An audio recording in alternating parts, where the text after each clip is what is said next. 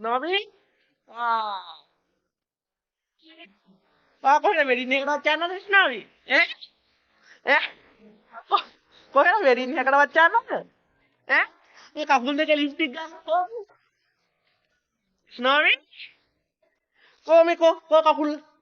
මේ කකුල් මොකෝ මේ ඈ වෙඩින් එකටවත් යන්නද ස්නෝබි ස්නෝබි ඈ ලිප්ස්ටික් එක සම්පූර්ණයෙන්ම කාලා ලිප්ස්ටික් එක සම්පූර්ණයෙන්ම කාලා ලිප්ස්ටික් එක කාලානේ අම්මගේ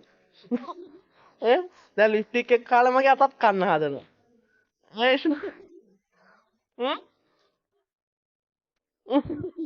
ලිප්ස්ටික් එක කාලා මදි වෙලාද කොහෙද මගේ අතත් කනවනේ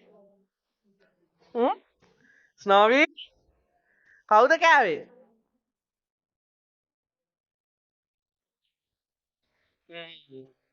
ගාන්ට ලිප්ස්ටික් ගාලා තියෙන තොලියම කාලා තියෙනවා දැන් ලස්සනයි ස්නෝවි ඈ කො දත්වලක් ගාගෙන දත් ලිප්ස්ටික් ගාගෙන දැන් ලස්සනයි දැන් ඔයාලට වෙඩින් එකට යන්න පුළුවන් ස්නෝයි කෙල්ලෙන් බලන්න යන්න හදන්නේ නේ ස්නෝයි කෙල්ලෙක් බලන්න යන්න හදන්නේ නේ ඒකත් හොඳයි දැන් අවුරුද්දක් විතර වයසයිනේ හොඳා කෙල්ලෙක් එනම් බලන්න